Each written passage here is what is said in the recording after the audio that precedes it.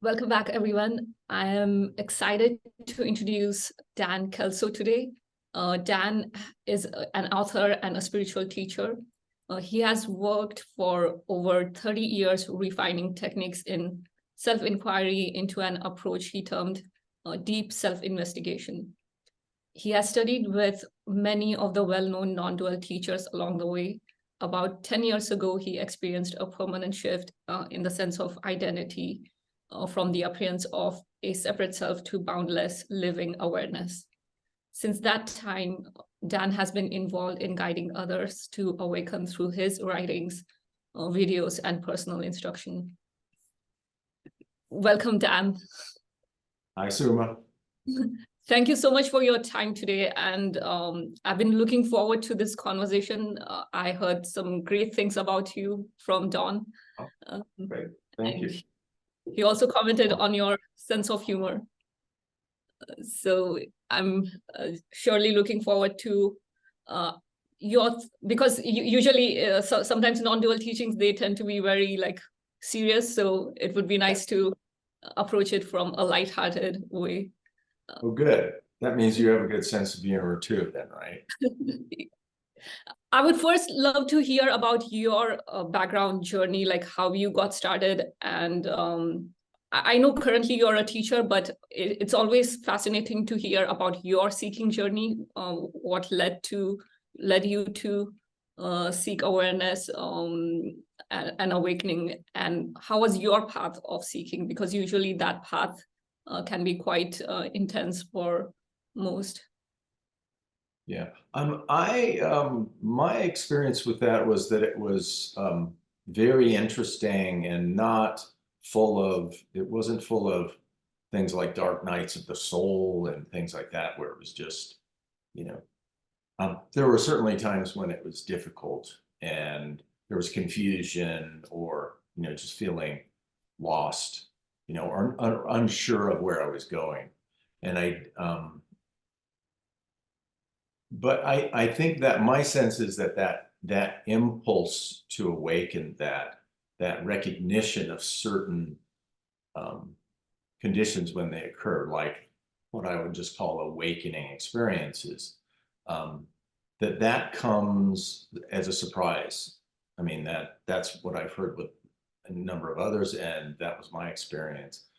There was I had a natural impulse to just kind of, curious. I wanted to check things out, and particularly around spirituality. So I moved through a lot of the common Western spiritual traditions, mostly Christianity, because I was raised somewhat in that tradition, and then beginning to branch outside of that.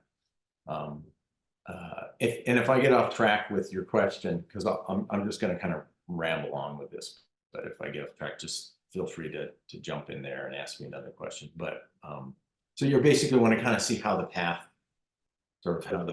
unfolded.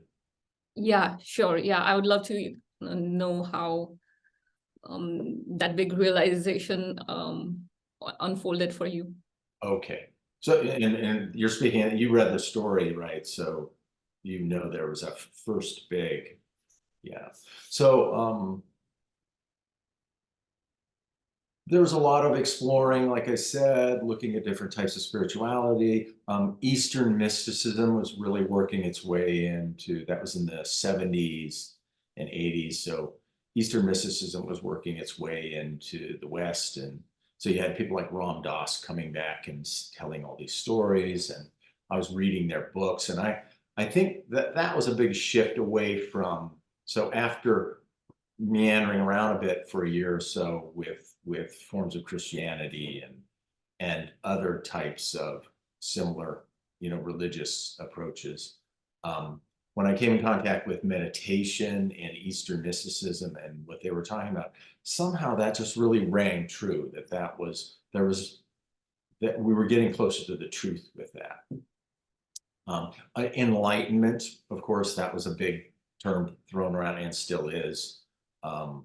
And I thought, wow, enlightenment. I mean, I had no idea what it was, but for some reason, it just felt very enticing. This idea that somehow you were free from, and elevated, and this is what I thought, that it elevated you to some very high and spacious and free level of experience. But I think deep down, I just knew there's something there. There's something to that. So another thing that I was doing at the same time, this was a couple of years into college, so I was getting an undergraduate degree in psychology.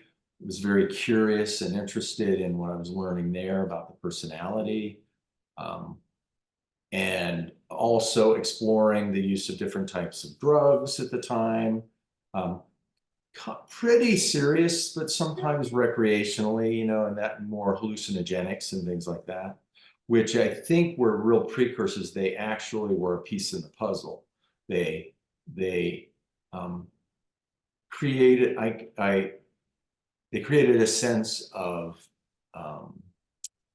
breaking out of the normal way of thinking about things. So during some of these LSD experiences, there would be a sense of where the mind would stop, or it was almost like I had perspective on the conceptual, the way the mind used these senses to create these frameworks. And then during these experiences, there would be like I was outside of all that. And it was just this very different zone of experience.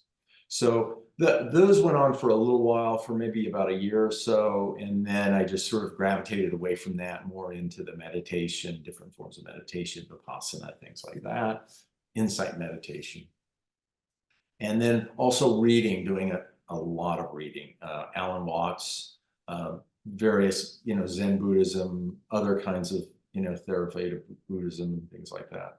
And really looking at these ideas of this different order of things, really, a different order of existence, of truth, of reality, and just feeling very drawn toward that. But also, confused a lot, not sure, is this just really fancy talk? Like Alan Watts was a really good writer.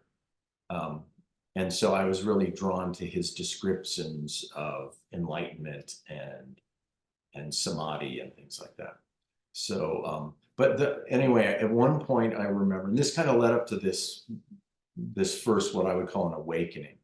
I was reading a couple of different books at the same time. One was, I think, Alan Watts's book, The Taboo Against Knowing Who You Are. And there were a couple of other like Theravada type Buddhist books, but I had been working with this concept of no self. And Alan Watts was talking about it, and some of these other authors they're saying, yeah, this anatta, no self, this idea in Buddhism. And I thought, how can that be? How can there be no self? Obviously, there's a self. I mean, here I am. And at the time, what I didn't realize is there's all the things that were perceived as evidence of my personal existence were just assumed to be true, and actual evidence. And then so it was obvious there's a body, I have a body, there's a mind here. And what I didn't realize, I think, was the important role that consciousness and awareness played, along with all those other elements, to kind of create what I call later, that I called in deep self-investigation, the I cluster, right? It's like, well, there's a body. It was basically this assumption that I was making. Well, there's a body here, and this is my body, and I am the body. I'm identical to that. And there's a mind, and I'm identical to that. So it's a body-mind entity kind of thing. So this idea of no self was really, it was interesting because it just seemed absurd. It couldn't be true, and yet I couldn't let it go. I mean, I couldn't let it go. There was just something compelling about that. And one day I just remembered sitting at my desk and reflecting on that and and then somehow, I don't know if it was in Alan Watts' book or one of the other ones, they said, well, just look and find yourself. Just look and find yourself. If you're in there, find it, find yourself. You should be there. You should be able to, find this you. It's in there. And I looked, and then there was nothing there. There was just, and I think I was just seeing the thing that anyone looking would see, which is you don't actually find an I in this experience, looking. And so there's something about the vacancy of that was just shocking and awesome. And it wasn't frightening. It was actually very freeing. And I would say it excelled in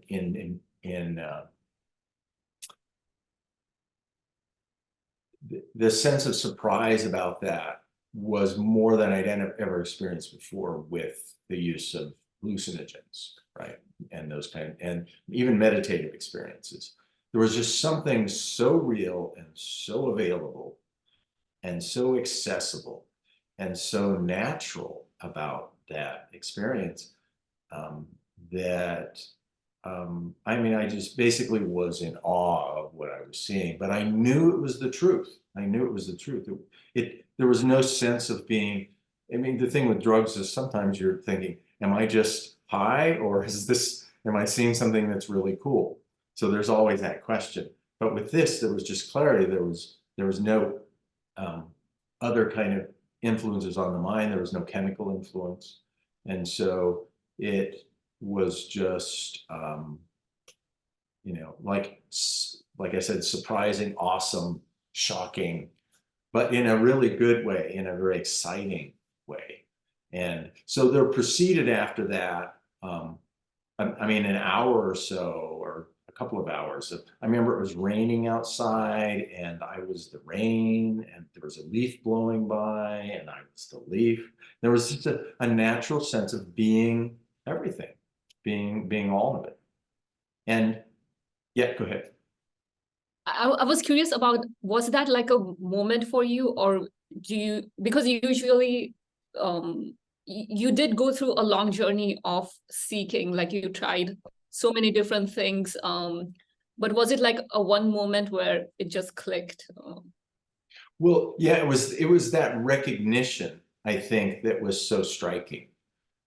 There was all kinds of, there was a long period of time leading up to that. You could say everything I had experienced led up to that and was almost like preparation for that, which I think is a pretty common experience. We're doing all these things and we feel compelled to move toward the truth, whatever it is. And you have these little incremental experiences, but then that was just, to me, that was that first radical shift in seeing the way it was, and then this sense of not being there. It was never, there was always a sense of kind of like, well, question about, well, am I the body? Maybe I'm not the body. Maybe I'm spirit. Maybe I'm more of a disembodied kind of. So then there would kind of be that sense in the back of the mind. Well, yeah, that's what I am. I'm not the body.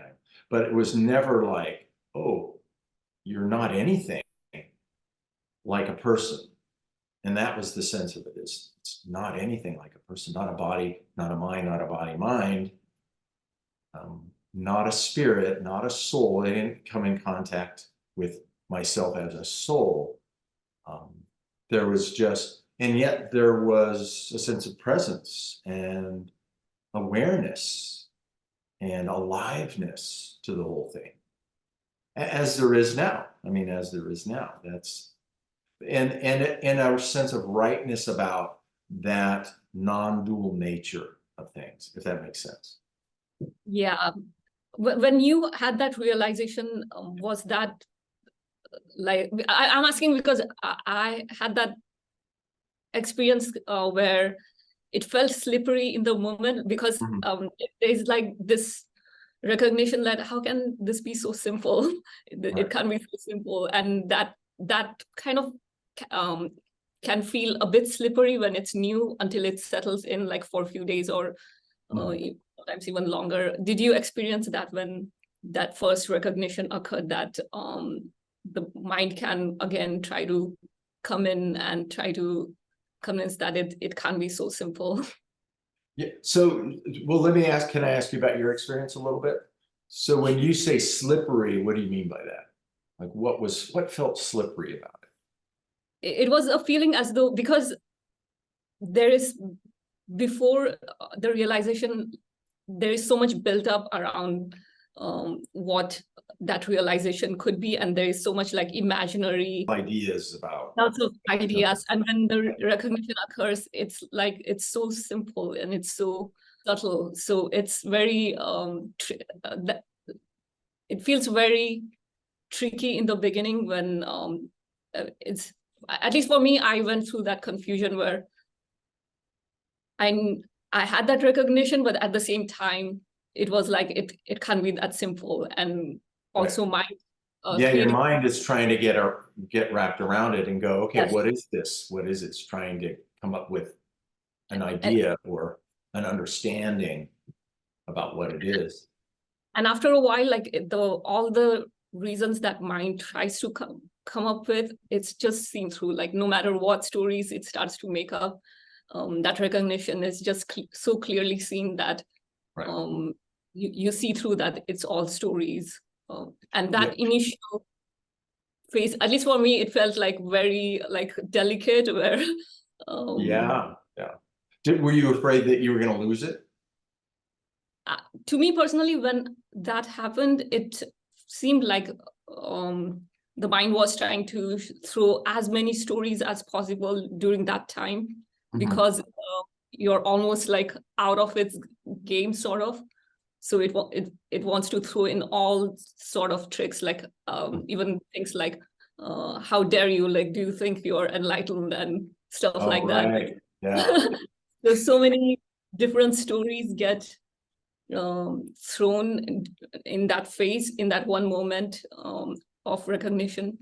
But I felt like at the same time, it seemed like it's too late for the mind to play those tricks anymore. Yeah, right. Because you see what you see, right? I mean, you're having a direct experience of something. Yeah, and I think that was similar to my experience. It was like, I knew this was the most profound thing. My sense about, and that's never changed, that sense of this is the most profound thing within the human experience. And there was just no doubt about it. And which was really unusual, because normally with thinking, there was always some level of doubt there, Mike. And then I would say later, that would be part of the challenge, is as somehow that contact with that experience seems to kind of fade or drift. Then the mind comes in, it's like, did that really happen? It's a little like seeing people that say they saw a UFO and then it's gone. And they go, did I see that? Was that, well, did you see that? They want confirmation for it. And somehow we can't, we're just, because I think we're so reliant on the mind to interpret for us, we go there instead of, or what I talk a lot about this, it's like, where does attention go, right? Does it stay with the moment? Does it go into, so with self-investigation, right? This deep self-investigation, they're staying with the direct experience and letting attention drop down into that and just see what's there in a very simple way. I think you kind of alluded to that. It was just very simple, right? It was very obvious that there was something profound going on. And of course, the mind comes in and says, well, who are you? You think you're one of the enlightened masters now? And or maybe it's in the voice of your mom, I don't know, or your dad or some parent, but that comes in. But somehow, I mean, did that change your sense that something very profound had happened? Yes, because it was a feeling of like a big weight was taken off, because before that, like, there are so many built up ideas and assumptions that are happening, but that recognition is quite powerful, where it will kind of like shed off that imaginary weight off of your shoulder, imaginary weight of all these different beliefs and assumptions. Right. So somehow it holds up in spite of anything you might think about it, right? Is that Yeah. Right? Yeah.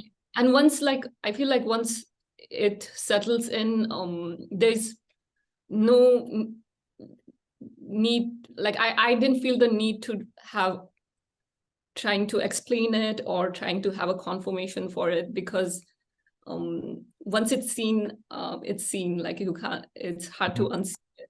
And Yeah, you can't unsee it. Well, and I think the direct experience of it is of another order of things.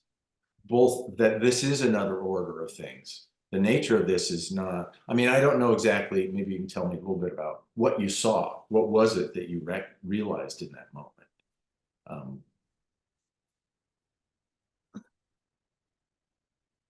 It was like seeing through the stories that mind can come up and how it engages with different stories, like how busy it is creating stories and also engaging with it. And that's why, like, once that realization sets in, that need to try to find a confirmation or try to convince anything falls away, because you can see the pointless of creating more stories to try to convince someone or Right. try to. Well, that's a lot. I mean, that's a lot. Not only are you seeing something that's profoundly impressive, but you're also seeing the nature of the mind, right? The way thought works, the way it creates this kind of, interference pattern or framework for things. I mean, it sounds like you had a profound insight into how thought can distract attention, can cloud our vision, things like that. Does that Yes. sound right? Yeah. Yeah, I would love to hear about you, like how, especially that initial phase for you and that recognition occurred. Was there a big change for you in, like, because sometimes it appears differently for different people. Like sometimes internally you change a lot, but on the outside there is not, everything seems like Right. nothing changed, but sometimes a lot could change also. So for how did it unfold for you when that Yeah, realization? with that initial insight or awakening, I would say if you were to watch me from the outside, not much had changed. There was Dan afterward. The next day, there's Dan going about his business. Now, that also included this excitement about, wow, what was that? But I would say during the experience, for the few hours or so that there was just this clarity, I was acting kind of crazy. I mean, I went out in the rain. I was walking around. I was kind of, you know, just getting totally soaked and laughing. I was acting pretty much like I just escaped from a mental institution. So anybody watching that would have thought, this guy looks really peculiar. So I would say that was very profound. And of course, that stayed as a memory, like, okay, that's part of what was going on there. It just radically changed. But my behavior after that, I would say, pretty much carried on as usual, with one difference being this intense desire to figure out what happened.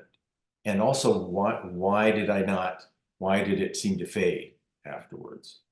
So, and I would say that was really a setup for moving past some of the meditation thing I was doing at the time, and moving more towards self-inquiry. I found, I started coming in contact with Ramana Maharshi's teachings and his life and teachers like him in India, and becoming just that felt very compelling. Like, these guys got it. He was talking about, I remember reading something, Ramana Maharshi saying something like, look, the answer to all problems is to find out who has it. And I just thought, that's so good. That's so on the mark. It's so simple too. See, that was the other thing. I did not, I mean, I think I had similar kind of thoughts to yours, where I was going, this couldn't be enlightenment. I mean, I'm not sitting in a cave. I'm not, highly disciplined and doing all this stuff. How could I have been given a glimpse of this? How could this be what it is? Could it be this simple? And the more I studied self-inquiry, and really DSI is just a modification of this teaching that my sense is it's been around for hundreds, maybe thousands of years. And of course, Ramana Maharshi presented the version, and this is just another version of that, but it's basically self-inquiry. So I'd love to hear more about your deep self-investigation. How did you come up with that? And also, if you can describe, share more about it, like what's the practice involved in DSI? Sure. Yeah, I'll just kind of do the simple version. So I would say this, anybody familiar with self-inquiry, this should feel very familiar and very comfortable, with a little bit of a Western spin, a little more structured in a way, a little more methodical. But the way that this approach developed was basically, it was my own experience of going to many teachers. And this is where I met many of the big teachers in non-dual or Advaitic circles, and would work with them for a while. And then, but I was always looking for somebody to help me, refine my self-inquiry practice. And so generally what I found is that I would study with somebody and then and get really involved in their teaching, just throw myself into it, and then find, okay, but what about self-inquiry? What about this thing that brought this great awakening experience? And then if they didn't have it, and most were not, for whatever reason, it didn't click. So I moved through teachers. I would try another teacher and another. And so I went around that way. And in the meantime, though, I was trying things on my own and seeing if they would work. So, and that gradually, those pieces came together to be what ends up in the book, and it ends up as this deep self-investigation. So there were certain elements to it, like how to, look for the I sense. Well, how do you look for the I sense? So there was a period of maybe a year or longer where I was like going, well, Ramana Maharshi would say something like, follow the I, find the I, or something like that. And I'd think, well, I don't know what he's talking about. And so I came up with this idea of the I sense, the I. Now, somebody else may use some of the same terminology and have discovered the same thing. And I grant that this isn't necessarily unique to DSI, but I haven't seen it. I haven't really seen those methods. So this is very methodical that way. And it starts with, and one of the things I like to do is actually do it with you at some point. It might be easier to show how it works if we just do it together, if you're willing to do that. Yeah, of course. I'd love that. I love like actual demonstration. Yeah. It's easier to understand. Yeah. So here, I'll tell you the basic elements, and then what we could do is let's just go ahead and we'll do it together.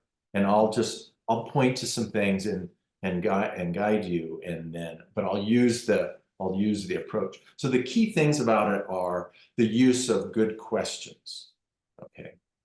And the reliance on direct perception, not on what we think about. So we really want to move attention off of the tendency to interpret experience toward just what's showing up in this very bare kind of perceptive way, or in the senses. And that includes this noticing sense of being able to notice within the body and in the mind what's there.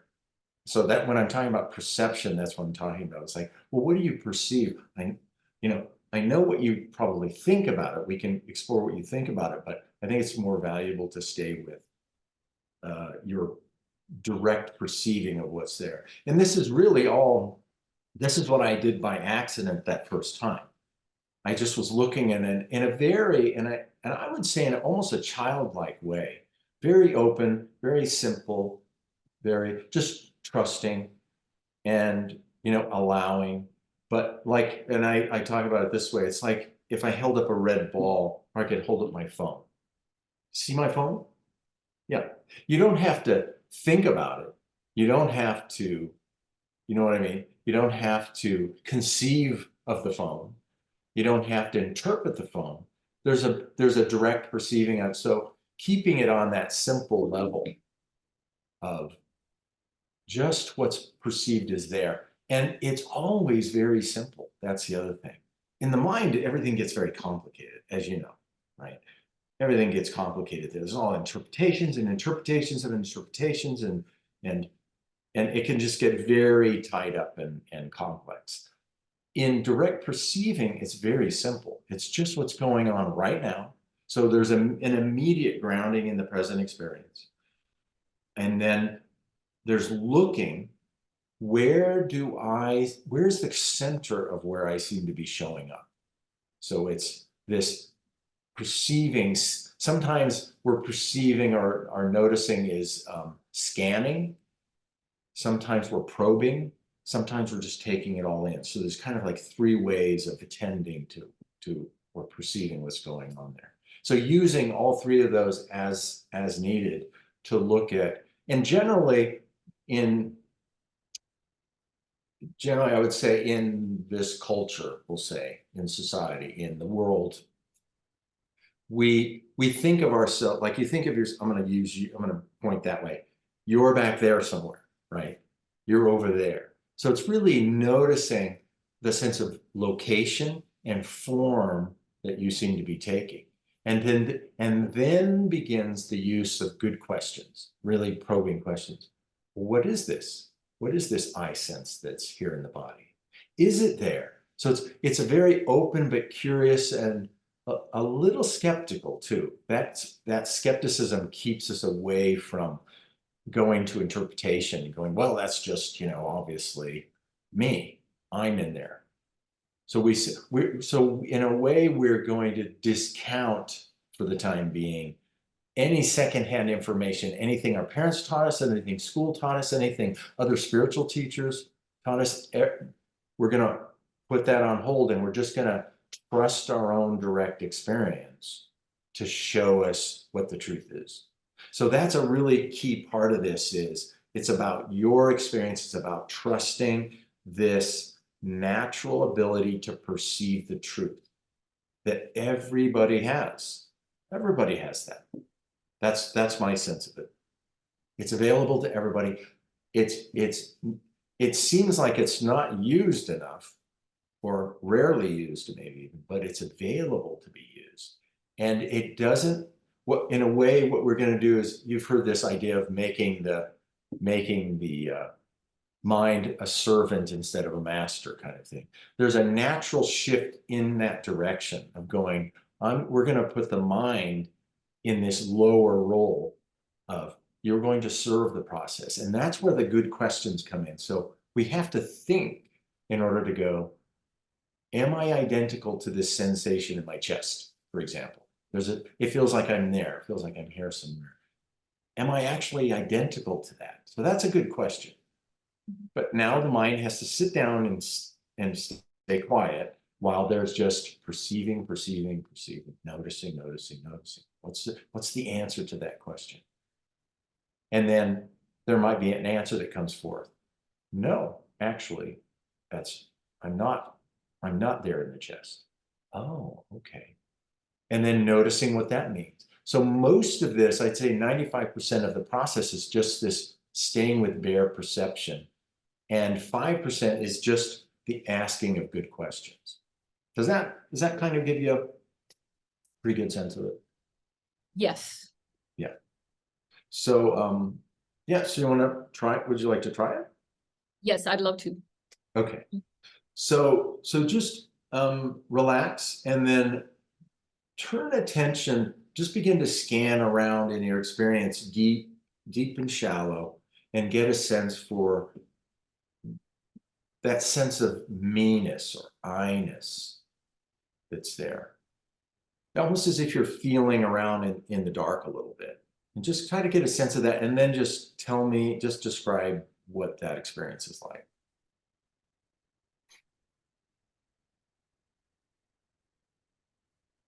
I can think of breath when I sense, to describe the sense of I-ness. Just a sensation of breathing. Right. So there's a sensation, there's an experience of breathing, right? Breathing. There's a sensations of the breath going in and out. So this is where we fine tune the questions. Is that you? Or is it just breathing? What's really going on there? and then noticing the answer to that. So are you identical to breathing? Is that, I mean, is that really what you are, or is breathing is happening?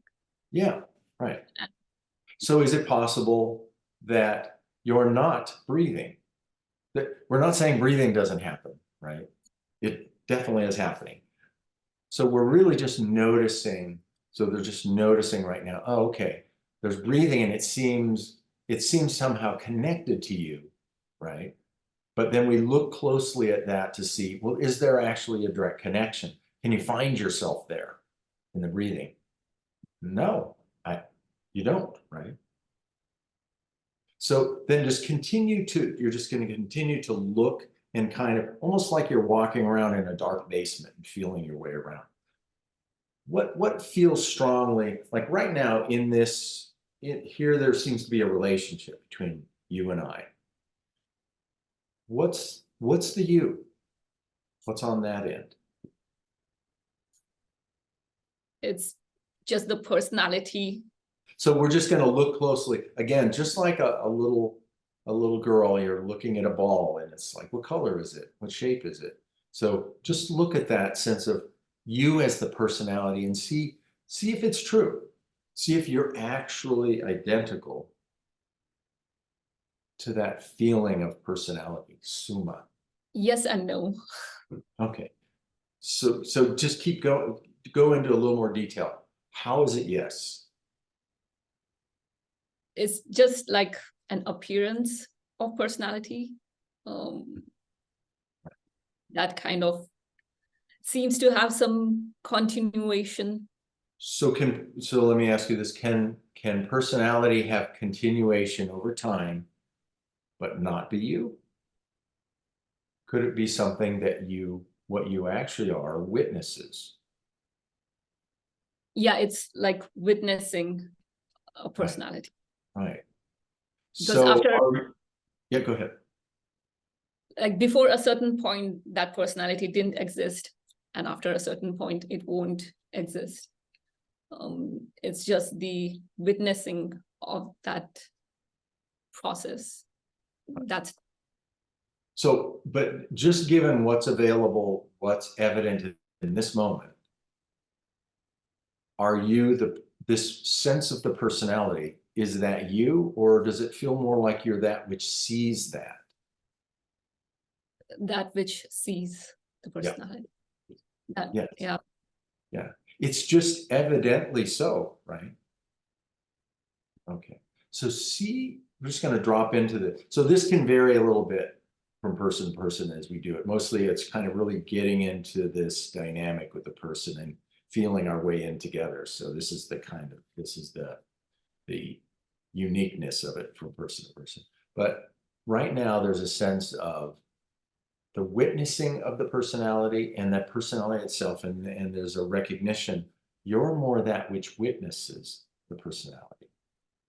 So everything about Suma, all her stories, all her history, and the evidence of her now, body, mind, emotion, can you see that it's not actually what you are, that you're that which sees that? Right? Yeah. Yeah, I see that. It's a stillness to it, because it's something that's been there all along. Okay. Regardless of like what changes are happening with the personality or the body mind, that awareness. Right. Well, I think, sorry, go ahead. Sorry, that's all I wanted to say. Yeah. Well, so what happens with this is awareness, attention naturally turns into itself. It's like awareness of awareness happens in this process. And there's something very stilling and very spacious about that, and very confirming about, like, you answer those questions very easily. And I can also tell that you have experience with doing the investigating experience, because you moved along pretty quickly with this. So that's evident. But it becomes very obvious what you're not. what you're not. Well, how could you be the body? The body is cells doing all the things they're doing. We don't have an experience of being cells and things like that.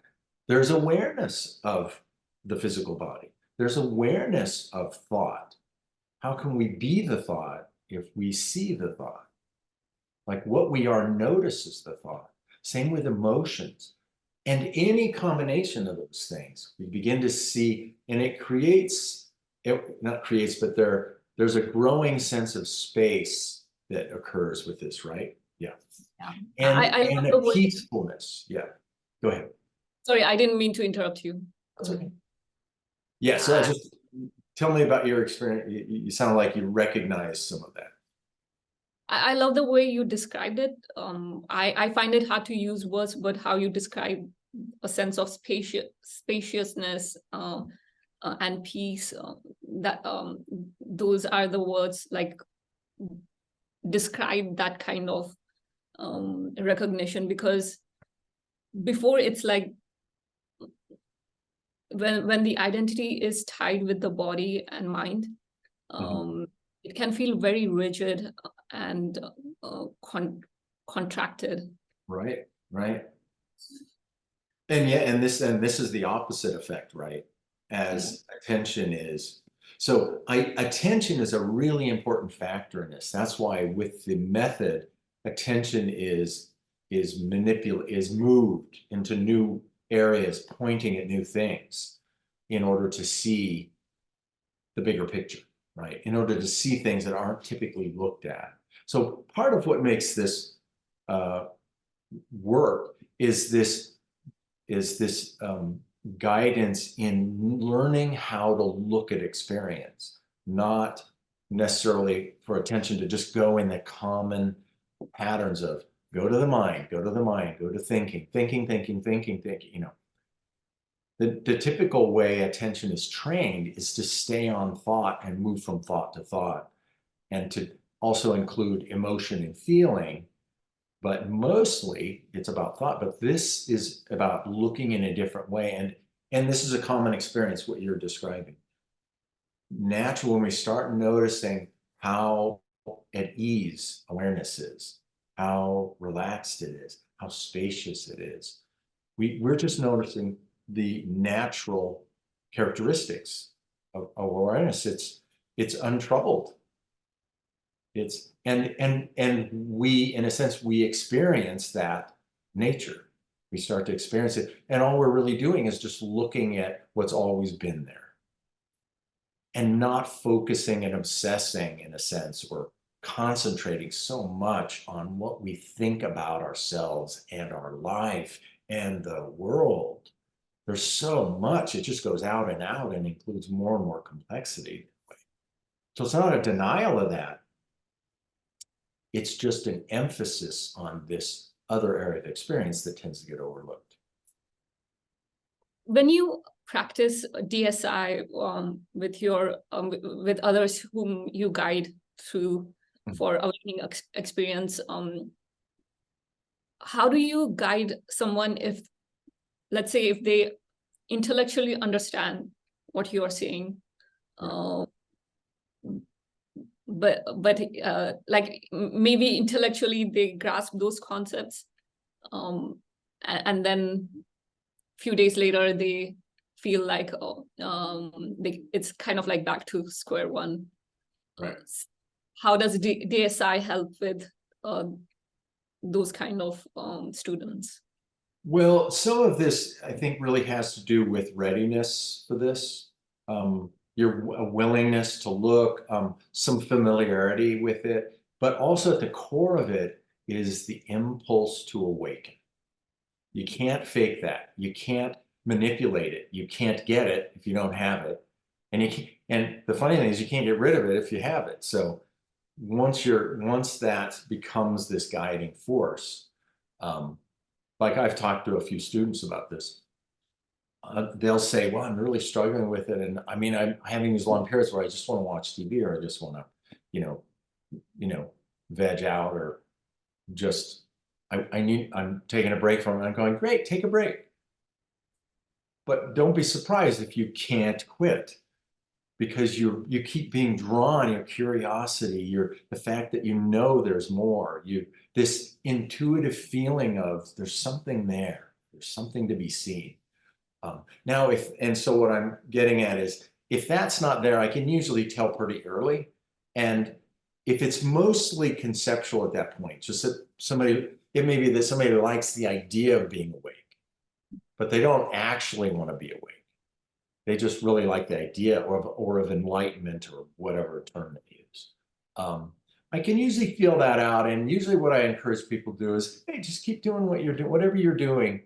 But I will say that I don't think this is right for you right now. I mean, I don't feel the rightness of diving in deeply into this, because truth is, every once in a while, it's been a while, and I've met a few people that, because I tend to, you can ask anybody I work with, I tend to be not aggressive, but persistent. I will push into this. I'll keep nudging you in that direction. So I'm very persistent that way. But we're going to go deeply down into this sense of you, the sense of I-ness. And if you're not ready, it's going to stir up things. It can destabilize a bit psychologically if you're not prepared for that. If you don't have that natural impulse that I think is a very protective mechanism. Like, that natural impulse will carry you through a lot of psychological, and that was my experience, was I never felt really frightened by the process, but I have worked with people who, as soon as they had that glimpse of selflessness, that spaciousness, they freaked out. They basically said, oh, okay, I'm going to stop. That's just too scary. And then they want to back off. And I will. I mean, I will stop at that point. So, I mean, I'm not sure I'm answering your question, but I think the thing is, if you're inclined this way, like, this was very easy to do with you. You clearly have this inclination. You already have that. You've got the bug, you've got this natural curiosity and pull toward knowing what the truth is.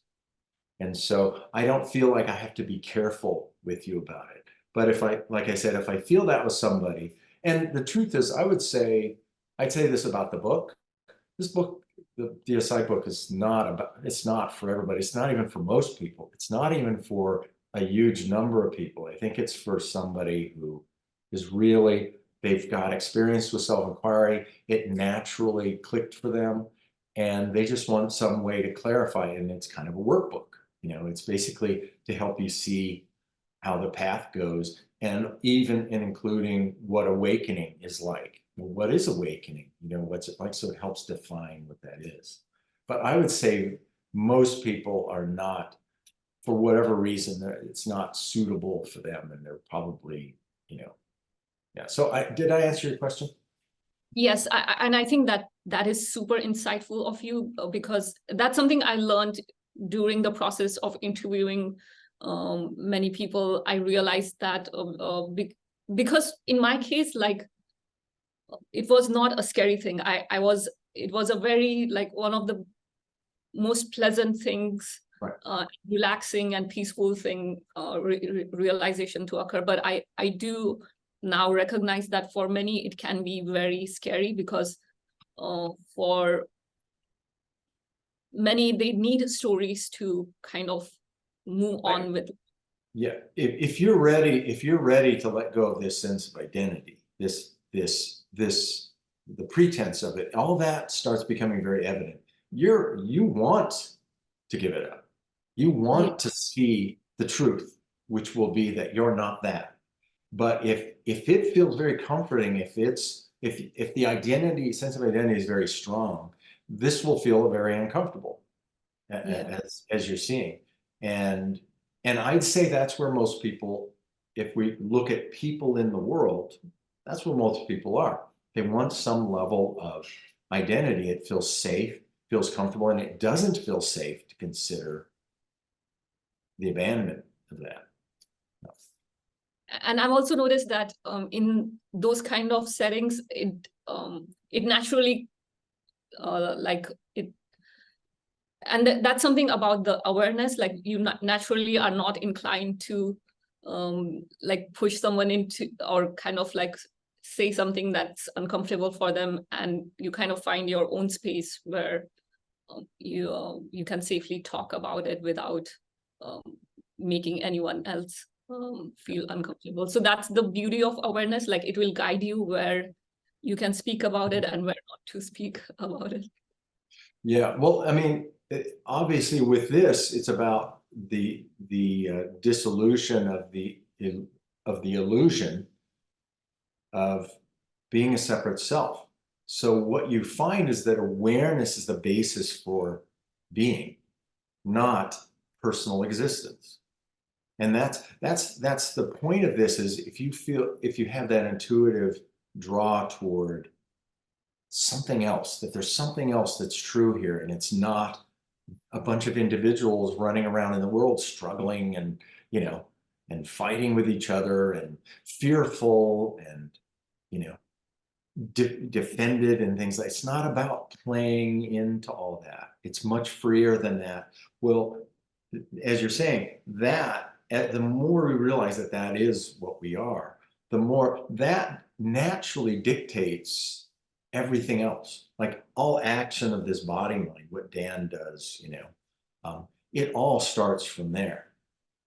But everything it's no longer like the character. I call it the Dan character, this assumed character, the Dan character. We're not the characters. Well, at a certain point, it's just very obvious. It doesn't matter what Dan does. There does seem to be an alignment with this awakening as awareness, this recognition of being as awareness. Somehow the character seems to line up with that, but not perfectly. It's always, all characters are imperfect, and they remain imperfect as long as there's a body and a mind functioning. So, but this isn't about that, right? And I think that's one of the things that you were talking about earlier. You're saying, you were questioning, well, how could I be one of the lucky ones who see what I'm seeing, have this awakening experience? And it's that, I think we're taught to think that somehow perfection of the character leads to awakening, but it doesn't. It's actually irrelevant. Absolutely. Yeah. I had so many ideas about that before, that like awaken means I'll have this super clarity, I'll be super intuitive. You might even be able to levitate or go into astral dreams, or yeah. There's all kinds. Well, and there's lots of stories like that in India, right? I mean, Indian, supposed enlightened beings doing all these special, being buried for 10 years, and they dig them up, and then they're like, what's for dinner? Just all these strange stories of special powers or cities and things like that. And then that's one of the things we can realize with this is, look, if you're waiting for all that stuff to get squared away, forget it. I knew that at some point. I thought, I'm just going to focus on this. And if I don't wake up, I don't wake up, but so part of, and again, this gets back to your earlier question, like what led me to develop this approach. And it's that I just thought, I'm not a scholar. I'm not a master. I'm not the smartest guy in the world. I'm not going to figure all this stuff out. Just give me something simple to work on, and I'm persistent. That's one thing I've got going for me. I will stick with it, and I'll get to the bottom of it, but I'll keep it simple. And that's the beauty of self-inquiry, the traditional approach. And this approach is in line with that. DSI it's simple. It's simple. A child could do this if they were inclined to do it. That it doesn't take special intelligence or emotional it does help that your life is fairly together, but I think that happens naturally with this in preparation. There's a tendency to kind of take care of your worldly affairs and make space for your spiritual life, which I think you seem very familiar with that already. Yeah, and I do want to ask you about a couple more things along that line. And since you have worked with many different non-dual teachers before, and there are a lot of them who talk about like this can't have an approach, and sometimes they are even like very kind of suggest that having an approach is misleading. So now that you have worked with many different teachers, and you have your own approach of DSI, how do you look at some of those non-dual teachers who suggest not to have any practice? Yeah, well, my experience with it again, and experience with working with others is that I mean, the way that showed up for me was like, hey, look, you're already awareness. It's already true. There's nothing to do, no one to do it. And if you think there's somebody to do it, you're just creating reinforcing the illusion of a separate self. And I mean, I would defer to, for one, to Ram Maharshi talking about using a thorn to remove a thorn. He says, look, you get a thorn in your hand. You can use another thorn to remove the thorn, but when the first thorn is out, you throw them both away. And that's the way that I did the method is, I don't see that doing nothing works. I tried it. I tried that. I had a couple of teachers that said, there's nothing you can do, there's no one to do it, and there's nothing to do. So there. And then I'd be like, okay, now what? And basically I'd be just sitting there being me, not doing anything. So I just don't agree with that. I think even, and I know of a few teachers who say, you can't do anything, there's nothing to do. But there's something going on there. There's still a doing dynamic there that I see even among that. They still show up at the hall. The students still show up in their chairs. There's still dialogue going on. So there's something going on. And that's my sense about this is there was no one doing all along. See, I see now, because I don't do self-inquiry now. You don't need to do it. Once you see the truth of this, then self-inquiry is over. But then exploring and unfolding continue, right? But for a while, the way, if we depersonalize this whole thing, it's like, look, there's no you to wake up, right? But let's say awareness is realizing, recognizing, say, itself. That's what's going on here. God is discovering God. It's that, maybe it's as simple as that. And this is what it looks like. It looks like apparent individuals doing some method for a while. And then it stops. Now it seems completely unnecessary to do self-inquiry. There's nothing, I can see it. It's all very clear. There's no self. There's just this. There's the body doing what the body does. The mouth is moving and the sounds are coming out. And that's the case with all apparent individuals. Yeah, I resonate. Sorry, Yeah. Go ahead. Yeah. So there's just a sense that this is what non-dual reality looks like. It can appear like individuals working on waking up. But that doesn't make it any more personal, and it's not a trap. It's not a trap. It's a natural way that unfolding and realization takes place and awakening takes place. It's a natural part of that. So we don't have to worry about that. We can just do what we feel drawn to do as long as we feel there's enough to do it. And at some point you'll see there's nobody to do anything and it'll naturally stop. Does that make sense? Yeah, I resonate a lot with that. And I can kind of see like how sometimes in those type of messages, silence and thinking can be seen as in conflict. They don't have to be like, and silence and doing don't have to be in conflict. You can be doing something, but still there's silence in the background. Yeah, we don't have to make a problem out of thought, for example. Thought is not our enemy, you know. That's why I don't like to use terms like ego and things like that. It's too much like a negative entity, so like some demon that's screwing up our lives. So I just keep it simple. It's like, look, let's just find out who you are first, and then we'll see how many questions get answered from that.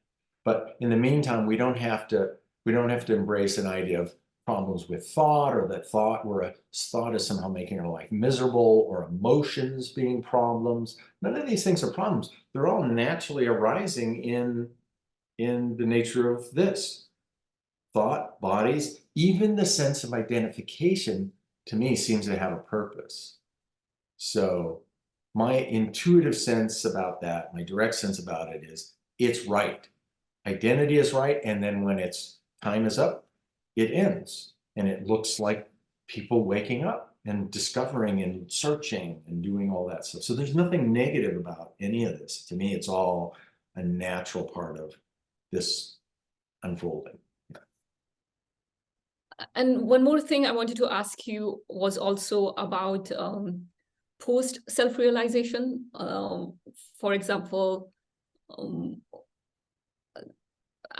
post self-realization, there are like a lot of different pathways. Like there are some non-dual teachers who are again who will say that there is no such thing as post self-realization. Nothing changes. You're just being.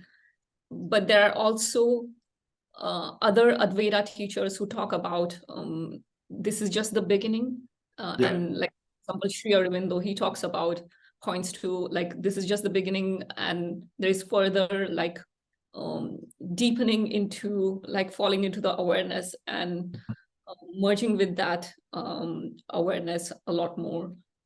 And that could take even longer time. So what are your thoughts on that?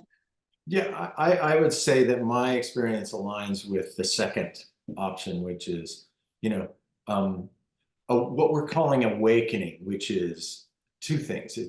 It's a recognition of what you're not a separate being, not a separate entity, not in the body as a separate thing, not as the body, not as the mind, not as the body mind. You're not identical to that. That there is a body mind. You are not that. So the first is recognition, not that. And that's what we explored together. This seeing of, oh, what is it that sees that? Because this thing that sees that is not trapped in all of that, the body mind, right?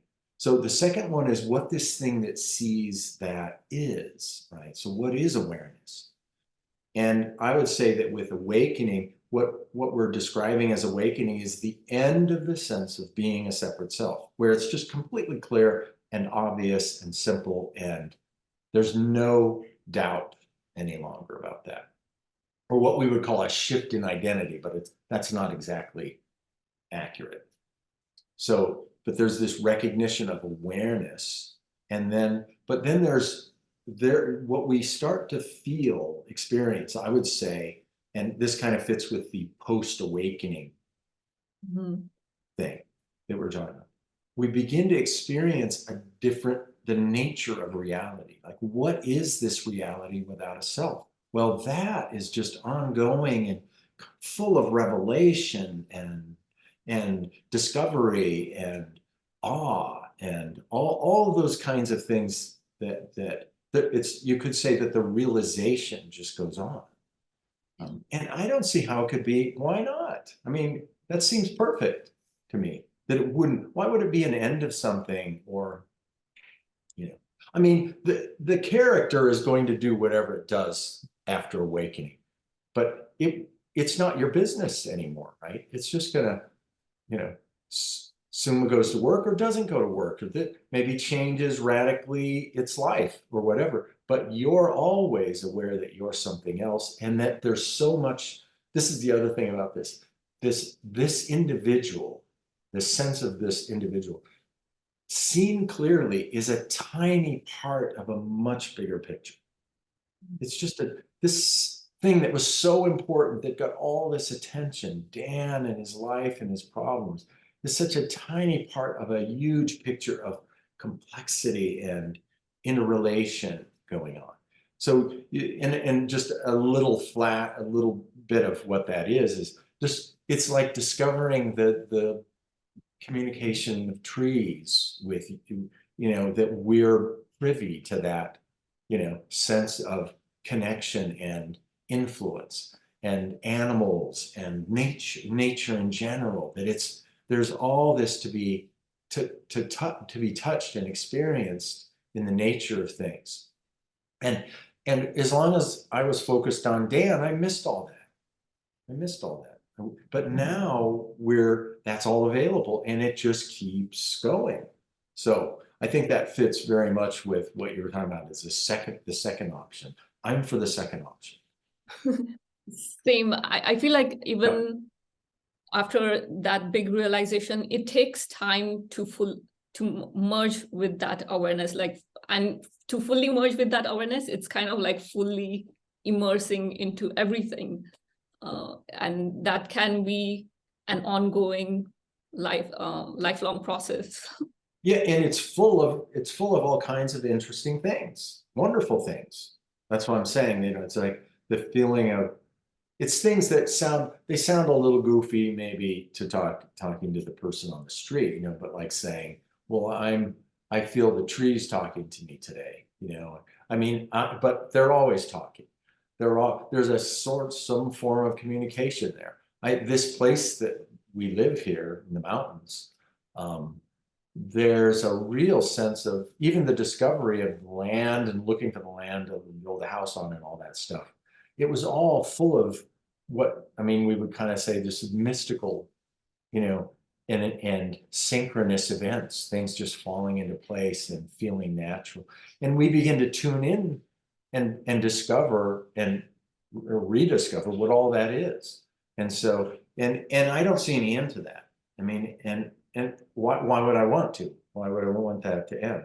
It's fun. It's enjoyable. It's exciting. Yeah, and self-realization can be a big step towards that shift. Well, I think it's a necessary step. As far as I can tell, you've got to get this. Right now, the sense of self just occupies all this attention and space.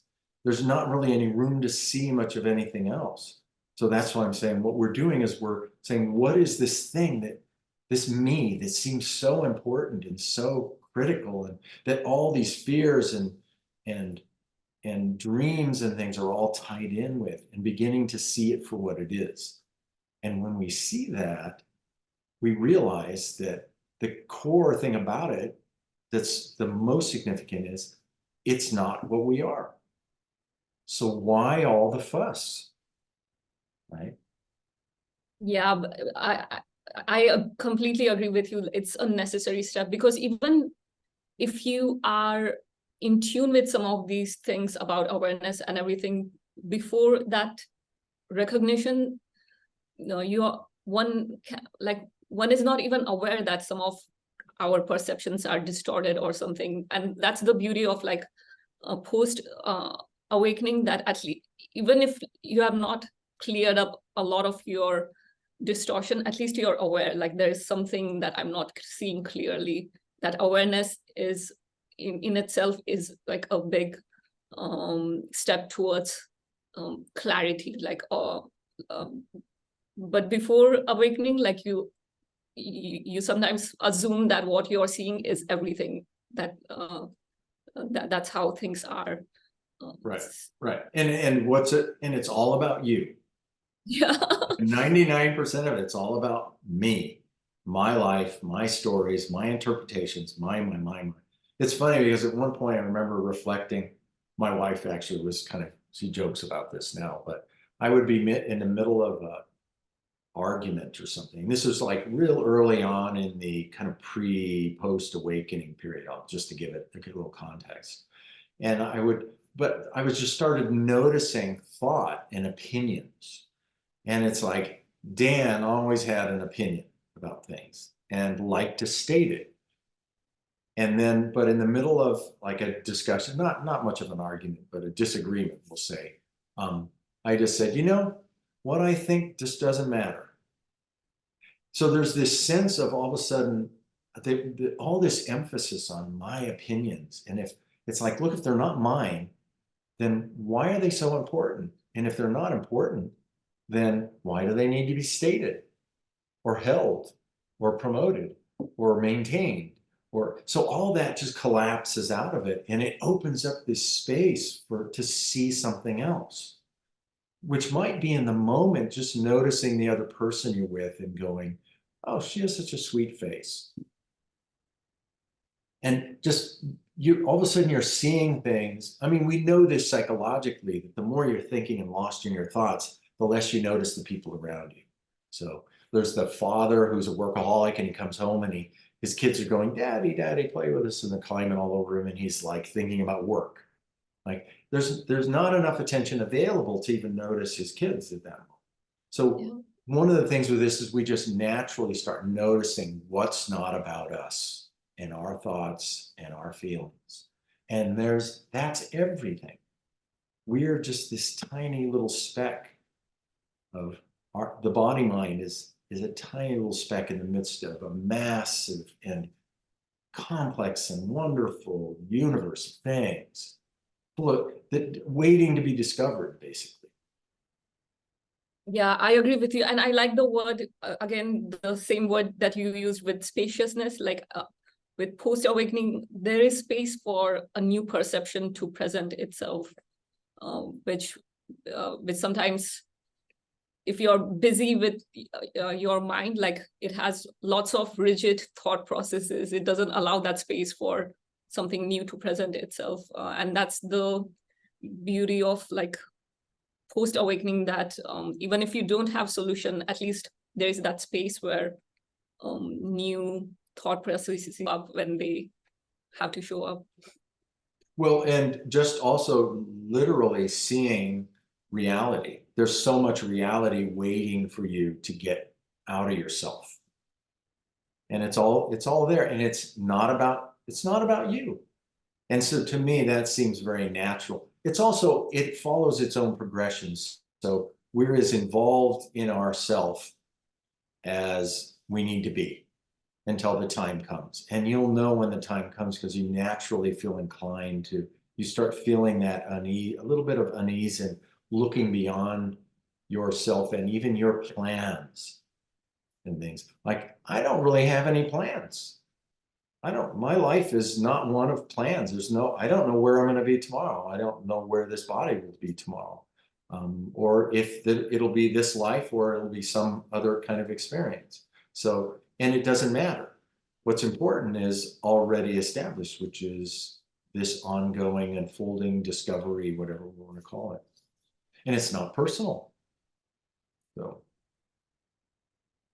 Thank you so much for sharing this. Overall, like, do you, since you work with many different students, do you feel like there's more reception to these ideas now than there used to be? It used to be. You mean in the culture? Yeah, in the culture in general.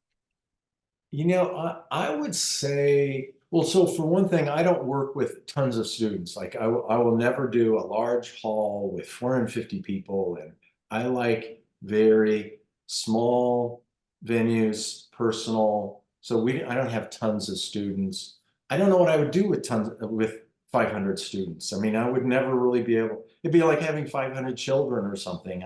How would I give them enough attention? I just wouldn't. So I like keeping it simple. So, I don't know that in the world I'm a little surprised that here near Asheville, it is this kind of spiritual hub around here. We were talking about this a little earlier, and I'm surprised at how many people are drawn to this self-investigation, this approach, like self-inquiry, that have that inclination. On one hand, but at the same time, I don't see a massive movement in the direction of this. Most people are, and this is a judgment about the spiritual marketplace, I'll call it, the spiritual, all that is, it seems to be, there's a lot of delusion that can go on in this process. I know that from my experience and also from being with many of these teachers and in the communities, is there's a lot of spiritual identity that can show up in that doesn't necessarily get challenged because you don't have that proximity to the teacher for them to go. I think the fact that it's become so massive, and especially some of the real popular teachers, they have like thousands of students. Well, it's really difficult to get enough challenge to that spiritual identity to get beyond it. And you're basically kind of left on your own. So I think I see it as more this interesting balance between, people relying on being able to rely on your own natural ability to see the truth and wanting and feeling like you need help to do that. So I'm interested. I'm not necessarily pessimistic about that, but I do see how easy it is to get caught up in all that. So I'm not sure I see a big. If somebody said, "Well, do you see the awakening humanity?" And I would say, "Well, not really. I'm not seeing that. There certainly are pockets of people that are really seeing the truth and waking up to it, and they can begin to. You can use that vision, that clarity, to look at things like government and international relations and all kinds of things, worldly things, and see them in a new light. So I see this as very valuable to that, to be getting clarity about, the manipulative nature of governments, for example, and things like that. But most people are still on the other side of that. So it seems like there's still just a very small percentage of people that are actually want to see the truth and start here right with themselves. See that truth first. And then when that's clear, begin to see truth in other areas. So I'm not sure if I'm answering your question, but that's kind of the way. But overall, like for example, the work that you do and some other speakers who offer their experiences online, it's definitely now a lot more easier than it used to be before internet. Whoa, yeah, certainly, with the internet and all the communication that we have and things like that, I think that utilized with this is really helpful.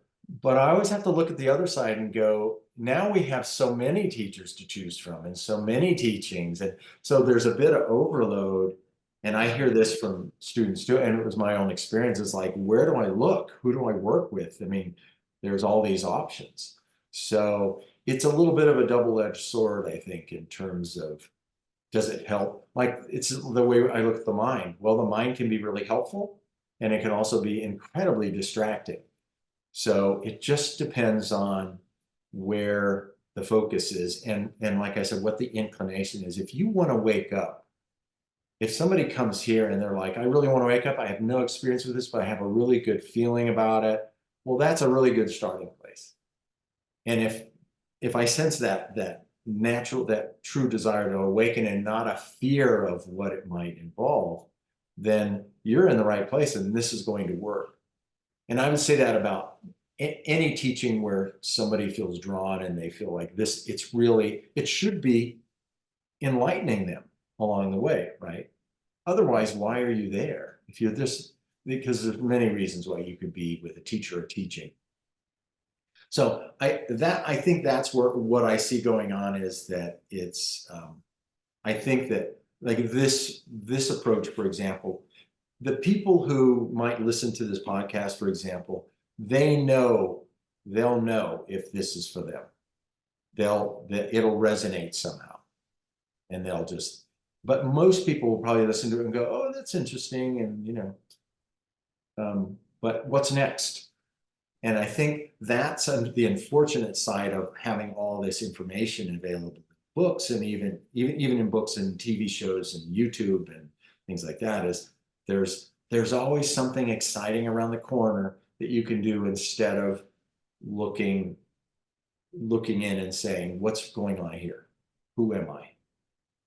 Yeah, I can see that, because there is so much content on YouTube. You can get sucked into a different rabbit hole, which who knows, like it could be more in the whole realm of like spiritual identity and trying to worship a guru or something. So even on the internet, that you can take many different pathways.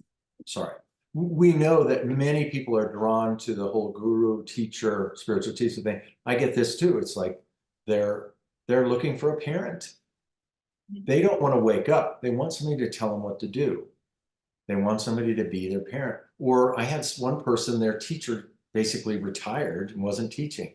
So they came to me just trying to replace their teacher, but they're not here for the right reason. I mean, that's not a good reason to be here. You're just, and the best thing I can do is try to point that out. It's like, look, I think what you want is this. So that's something I think is really important for people to do, is to just think about, why am I doing what I'm doing? Particularly if they're considering whether it's about waking up or about feeling safer, in the world. And if I'm just surrounding myself with non-dual people and I have to have a non-dual teacher, and I got all my ducks in a row, right? I've got all my pieces in place. Now I feel safe. Well, I don't think you're going to make much progress with that. So I think the best thing we can do is always be asking, why am I doing this? And be really honest, which is a great way to go into this approach, or I would imagine most spiritual approaches, is, why are you doing it? What do you want? Do you actually want what it's offering? Yeah, this can be a very life-changing transformation. And thank you for doing your offering your service in that realm, because I feel like this is what, at least for me personally, this is the most crucial thing one could do in their life. Is there anything you'd like to share today about DSI or about your work? I'd love to hear more if I missed out on any questions. No, actually, this was fun. I really enjoyed talking to you. You're a delightful person. I'm sure that you'll have some links connected to it. So deepselfinvestigation.com. is the website. The book is, God, I always forget the name of my own book. I should know that, right? Deep Self-Investigation, Modern Approach to Awakening.